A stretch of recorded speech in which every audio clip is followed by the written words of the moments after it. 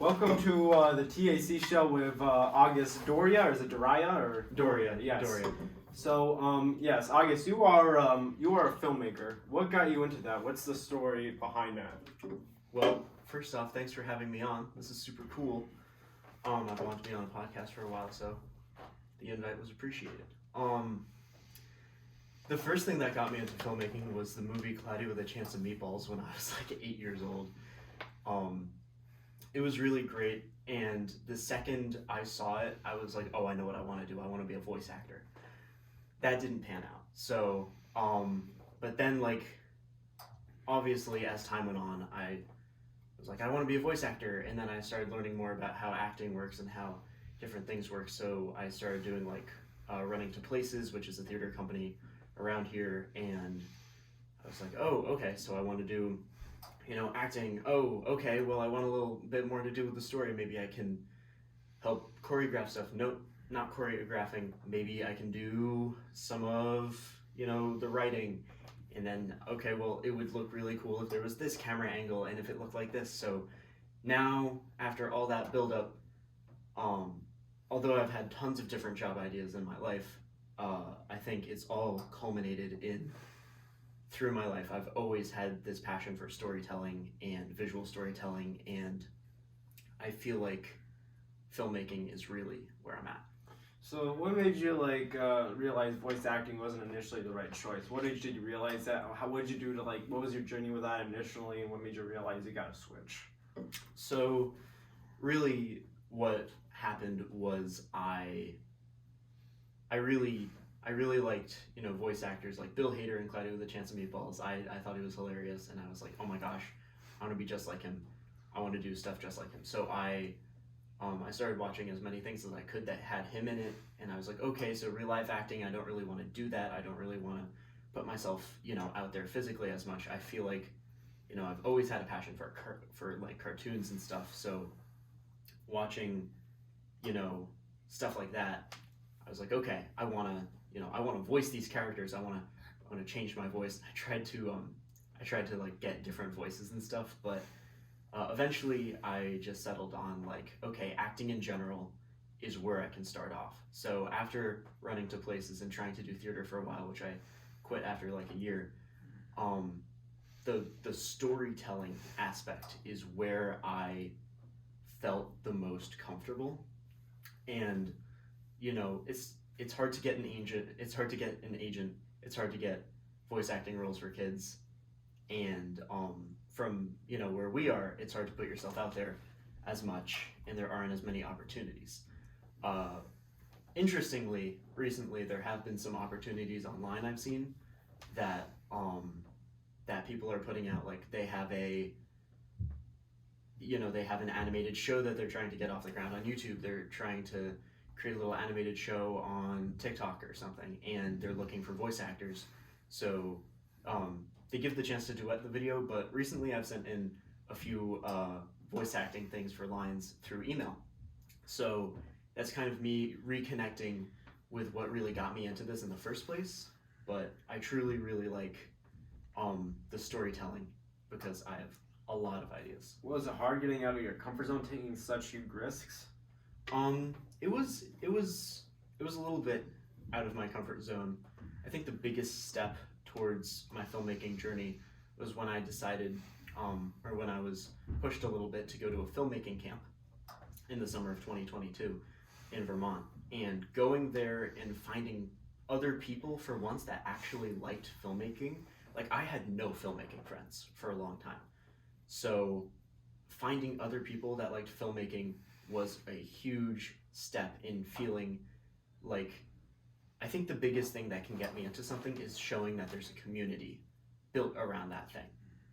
So seeing that I could make friends there about filmmaking and acting and stuff like that was just so revolutionary for me. And those people are some of the best friends I've ever had, and some of the most life-changing people that have entered my life. So in a way, stepping out of my comfort zone and going, so the whole thing was I went to Vermont for 3 weeks by myself, and I roomed at a college at Champlain College, and I interacted with these people and I had to roommate with some people, and then we just became so tightly knit across those 3 weeks, and it just, the interest in me blew up, and I was like, this is exactly what I want to do. Now, what's the biggest lesson you learned from each other? I think the biggest lesson we learned from each other was how you need to work with others, because each of us were all young filmmakers. There were other like acting and music camps and stuff, and I made great friends from there too. But specifically in the filmmaking section, we had to work with each other to create each other's visions. So we would create 3 short films in the course of 3 weeks, so it was a short film per week. So what mainly we got out of it was we all had these vivid ideas and we wanted to accomplish so much in so little time. We needed to rely on each other and really build on each other to make sure everyone got their ideal project done. And we've gotten some really good stuff. Have you seen Rise of the Planet of the Apes? That movie. Oh, I haven't. I do love Matt Reeves though. His movies are great. Oh yeah, they had this scene where Caesar, he gets in a zoo and he's on top of like everyone. He's like, he gets sticks and is like ape together like strong, and he like shows the big sticks and he like they don't break, and ape together like 1 week, and he breaks the stick, and it sort of reminds me of what you were saying right there with people working together and being able to get more stuff done.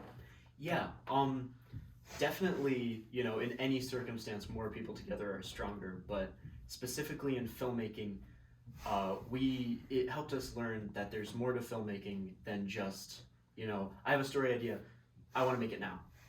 You have to, we had to assume the like different roles on set for each other, so we had to learn how to, you know, do boom mic work, and we had to learn how to fix the camera, and we had to learn how to set everything up in a way that was like, if you got called on set, you're probably not going to be the person whose story idea it is, or you're not going to be the person who's directing this story. You're probably going to be the guy who holds the clapperboard. You're probably going to be the guy who gets the actors ready. And so everyone had to work together and communicate so that we could create these really awesome 15-minute or less short films. Do you feel people are ignorant about what really happens with filmmaking? They don't really realize what all it takes to go into something that might seem like nothing or simple or easy? I feel like a lot of people don't have as much of a respect for filmmaking that, you know, filmmakers do. So as, you know, every day more and more prevalent, you know, headline news comes out about the filmmaking world, like what actors are popular, what directors are popular, who did this, who did what, you know, stuff like that. And I feel like people don't see filmmaking anymore as this art form of like, you know, this unique way to paint, you know, a picture. I feel like people see it now as like this like contest of like, okay, how many people can we rake in this much time to watch this movie? How many star actors can we rake in? How will that boost numbers? How many, you know, what's the best writer? What's the best thing? And now studios specifically, I think, are the biggest offenders of not understanding film. And they just try to rake in as much stuff as they can and compress it into like a little collage of what they think will do the best instead of an actual story. So it's a pain to see the industry I want to go into not usually understand what they're there for. What's your opinion on stunt casting? What do you think of that? Celebrity voice acting, stunt casting. What do you think of that as someone who wants to be a voice actor? I love, you know, so celebrity voice acting is this huge section of like, you know, with animated films, they make millions, they make billions. It's the easy thing everyone can go see. And besides the fact that animation doesn't get as much respect as it deserves, which I'm not going to get into from this question, celebrity voice acting is like the most common person that's brought up with celebrity voice acting is Chris Pratt. And I'm sure you knew that's where my answer was going, but it's like that. I think he's a prime example of an actor that was like cast in a good movie, the Lego movie, right? And he came in and he brought this, you know, fun, lighthearted, silly tone to this character, and he didn't change his voice, and it was fine, and that's one of my favorite, kids movies of all time. And then he got cast in more and more stuff. He was brought into bigger projects. He was just a small time like comedian in films and stuff. It's not like he did stand up, but he was just like a movie funny guy. And now he's brought into like action movies and animated films and all these places you wouldn't, it feels like an oversaturation of his personality and this is the common, the common grievance with him is that he doesn't change his voice. I feel like he should be brought into roles where that suit his personality. Yeah. Like, Emmett from the Lego Movie, or just like the everyman kind of guy. But when you bring him into like characters that have distinct voices like Garfield or Mario, why him?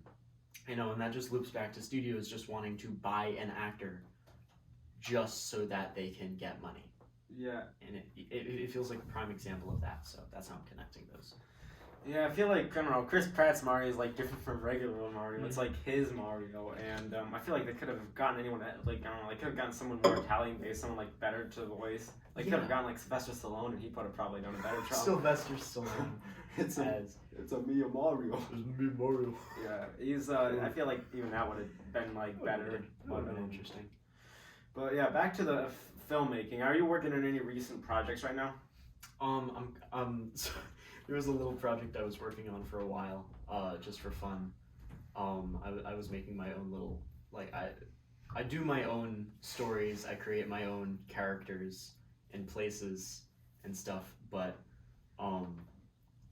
recently I did do something out of that realm, and I created a little script for a fan-made Garfield short film, which I was thinking of making, but I'm gonna put that on the shelf for now while I work on my own personal projects. But my personal project I'm currently working on the moment is a script that I think I can create, a script I'm creating that I'm putting towards actually filming for my final project as a senior.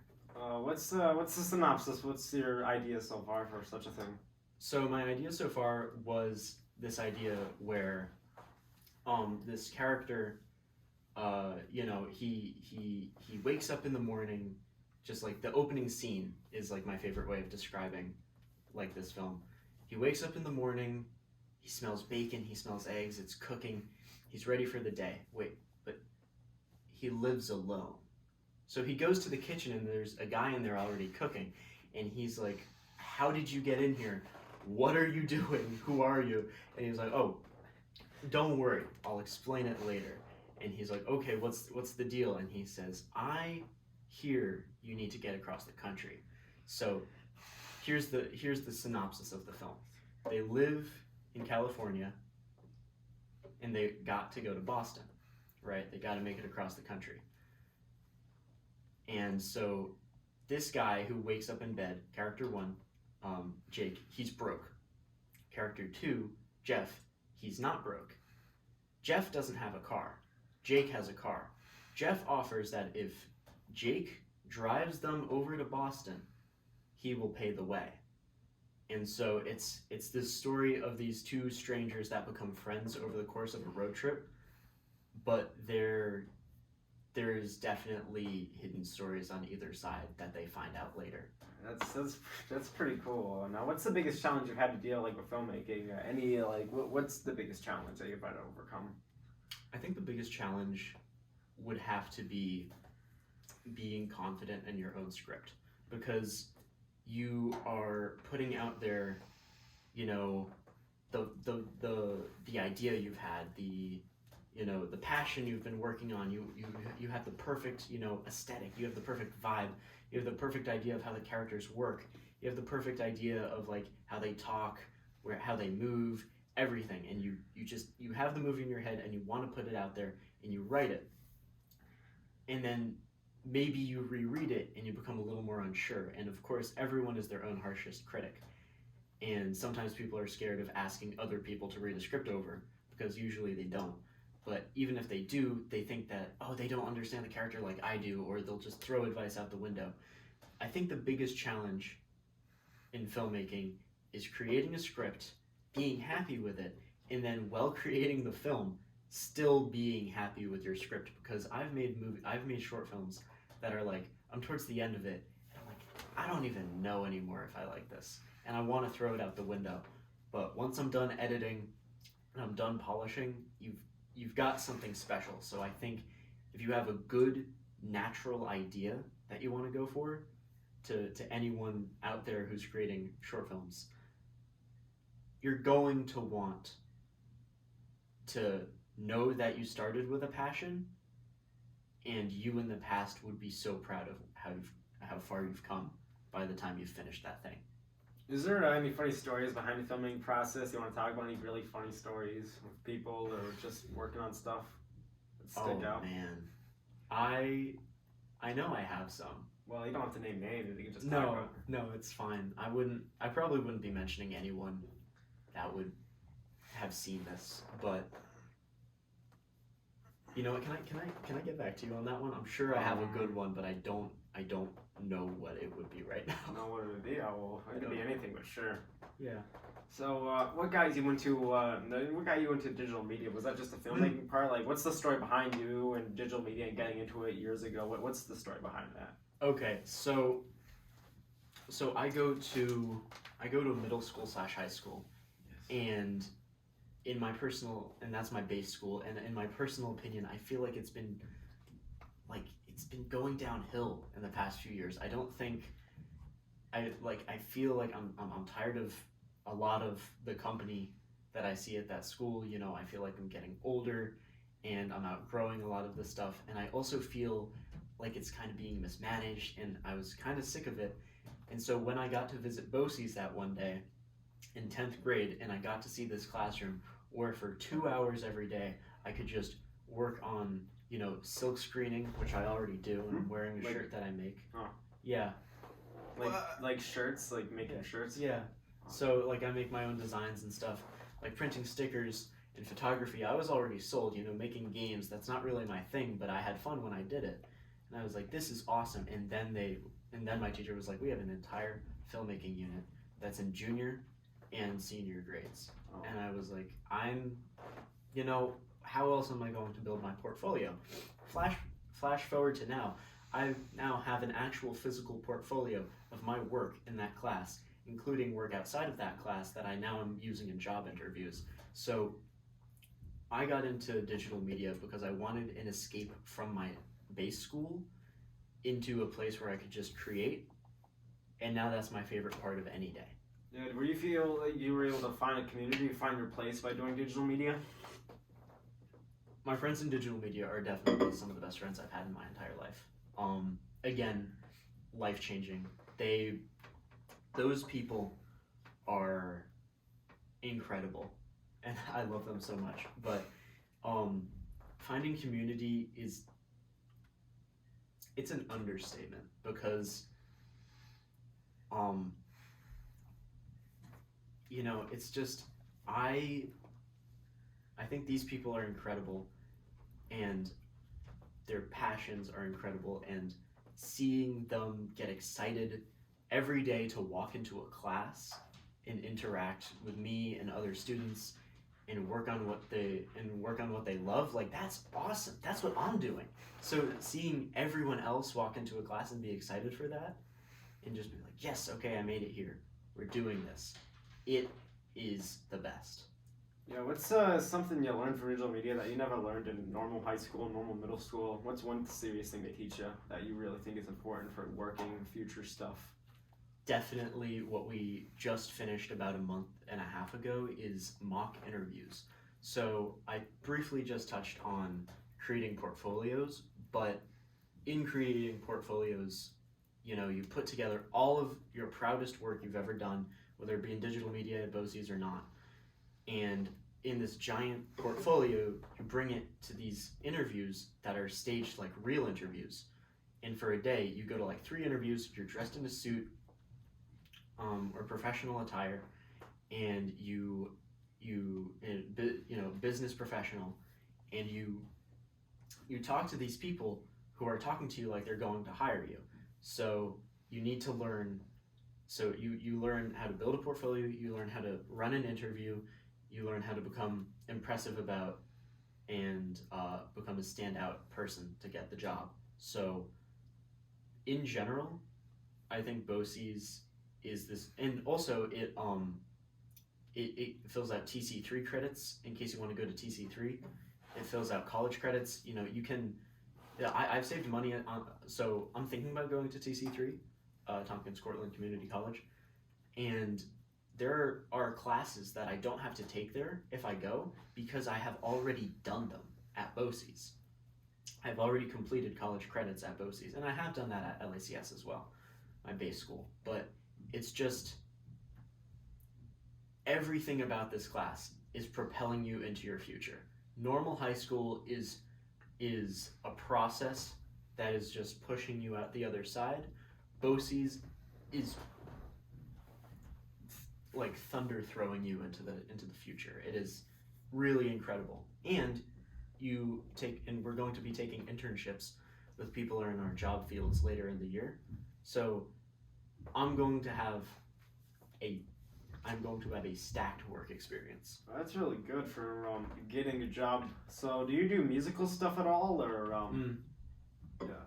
I work with my friends and I write lyrics for stuff, but besides trying piano last year and cello when I was in 4th grade, no, I don't really do music. No music, no stuff. So it's never been hard balancing music and BOCES, because I know for some people it is. Yeah, a lot of my friends do music, and I hear about that, but I would say more of my friends are highly musically inclined than friends that are not. So I know some people, take theater after school, take music after school, and that takes up a lot of time. Yeah. But for me personally, I don't do theater or music, so I can't really speak to that. But I do know a lot of people, since they're doing theater or music as a passion and BOCES as a passion, it's really easy for them to just dive into just a feast of what they enjoy. Have you ever acted in any of the productions you've done, like make cameo appearances or or get roles? I acted in 2 of my friends' short films. One of them was, or at BOCES I have done short films where I've had to appear in it briefly, just for a quick project, but in actual short films people were interested in making. I was in one short film in 2022 with my friend who did a project where it was just a very small, test kind of thing of how did you write this, I don't know what I was just saying. It was a very short project of just a tense scene, and I acted in that, and then I acted in one of my best filmmaking friends' short films, which was this mind bender about a dancer who was losing their memory, and I was a vision of their caretaker or something who was trying to get them to remember them. So I've definitely acted in my friends' stuff, but I've never acted in my own things. But in 2020, I was in an Ithaca College senior's final project as the main character. Yeah. I can't say I was the best actor at the time, but I can say the whole point of the short film was for it to be as cheesy as possible, which I think I nailed. So, yeah, I have been in actual somewhat short films before. So your main priority is to do this directing stuff, be behind the scenes, behind the camera. You don't want to be you don't want to do a balance like Mel Gibson or something like that. Yeah, I feel like some of the stories I write, I'm even though I'm not an actor, I feel like no one will get this character like me. If I film this, I'm gonna just jump in front of the camera and try and do it, but I'm not going to do that.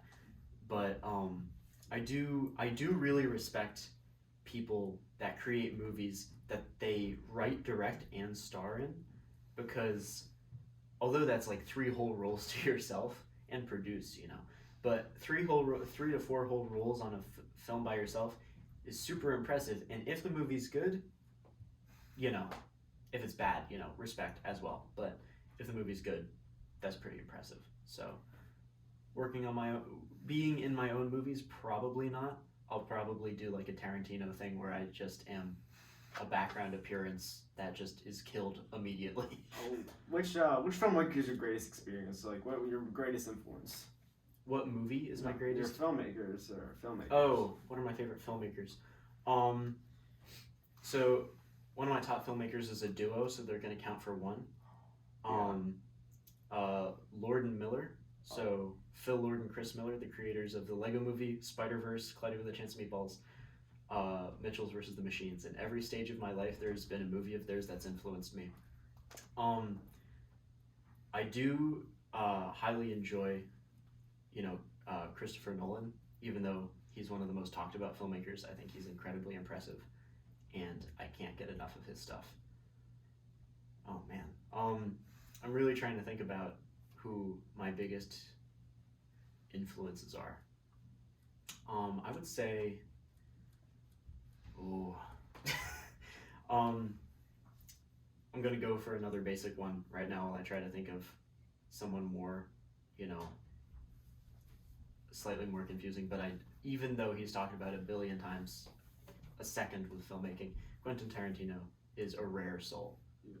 He is really at the top of his game, like no other. He's crazy. Yeah. I would say, I think my favorite filmmaker besides Phil Lord and Chris Miller, 100% hands down, is Edgar Wright. He is incredible.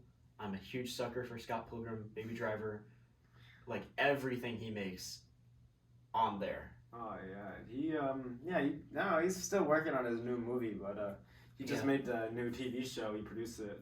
Did you check that out? Which one? Scott Pilgrim TV show. Oh yeah, no, I got halfway through that. I'm a sucker for Scott Pilgrim, so I definitely was in that for a little bit, but I've yet to finish it. I was just finishing another show the other day. So what do you think about Tarantino retiring? What do you think about him doing one last movie, saying he's done, he wants to be done at 60? What do you think of that? I think it's really respectable because, not to like hype him up more than everyone has done in the past. I feel like my personal opinion of him is he's this highly respectable, filmmaker. He's a super fun. He can make 2.5 hours go by and you're like, I still want more, Although he's finished creating films, it doesn't mean he's not going to create other projects. He's created comics before, he's helped on TV shows. So we're going to see his influence for even longer than we're going to see him work outside of film. But him stopping at 10 films is really cool. Even though a few times he's wanted to create films for other franchises, like he tried to do a Star Trek movie. Even though he wanted to do a Star Trek movie, he didn't want it to be his 10th, which I think is really interesting because when he started out, he said, I want to make 10 because I feel like after 10 movies, the director loses their flavor. Usually in those, quoting him directly, he said, usually in those last 4, they begin to, you can see the decline. So even though I've seen no decline in his last 4 films, I do think that capping it off at a number 10 with a movie about a movie critic is going to be pretty, it's going to be a ride. Yeah, Jackie Brown's like the only mid film I've seen. Have you seen Jackie Brown? I haven't seen Jackie Brown. I'm still working my way through his filmography. I'm savoring it one movie at a time. Yeah, but I think I've only seen Pulp Fiction.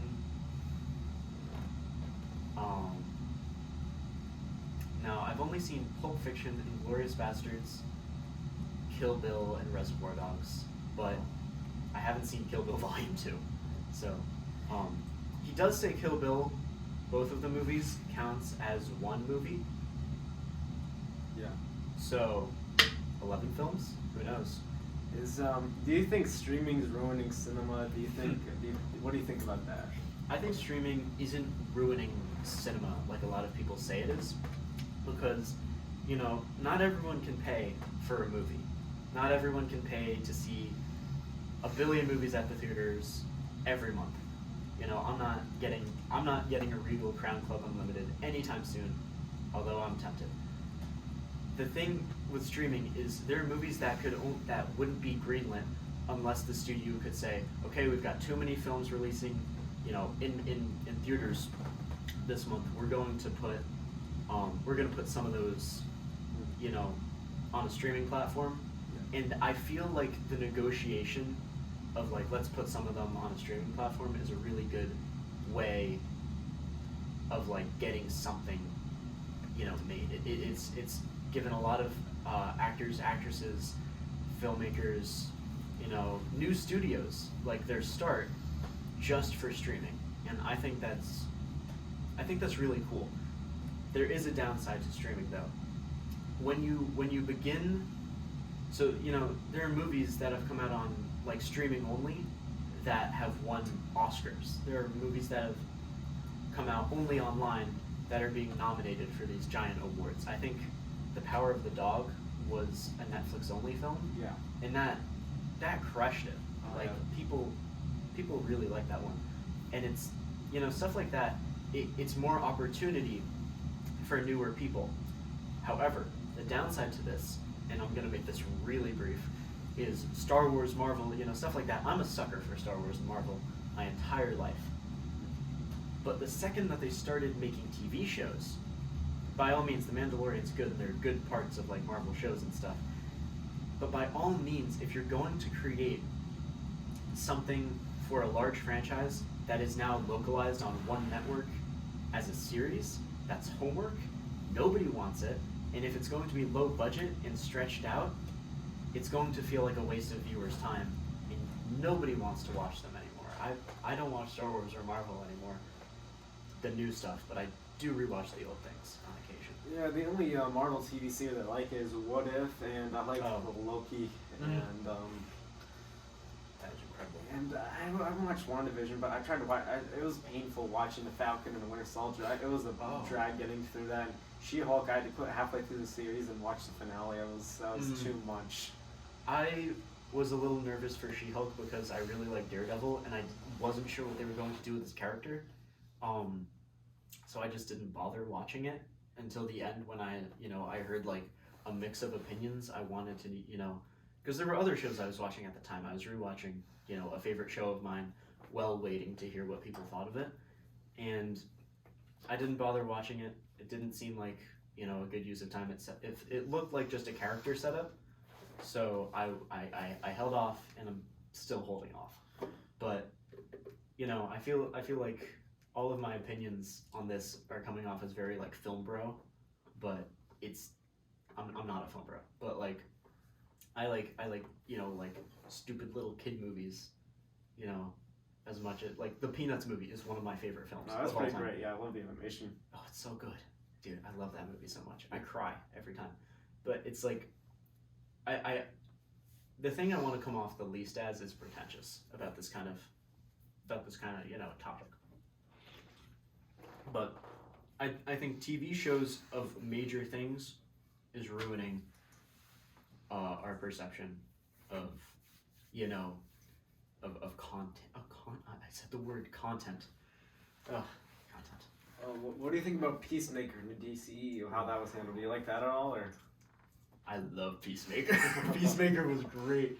Oh man, I almost got the full vigilante costume for Halloween. Dude, Vigilante's great. But the DCU is, James Gunn's DCU is going to be really interesting to see a fully writer-director based, franchise, seeing a fully creativity-based franchise and not maximizing profit. I really want to see where that goes. I'm not a huge Superman fan, but I can't tell you how excited I am to see his new Superman film. But Peacemaker was great. I love Peacemaker, and especially since he said there'd be a season 2. You completely bet I will be there 100%. So what's next after you graduate high school, after you move on? How are you going to handle this filmmaking stuff as you go into college, as you start this new chapter of life? Well, it's going to be the focus of my college career. I'm thinking of going to TC3 for 2. So I want to take a gap year.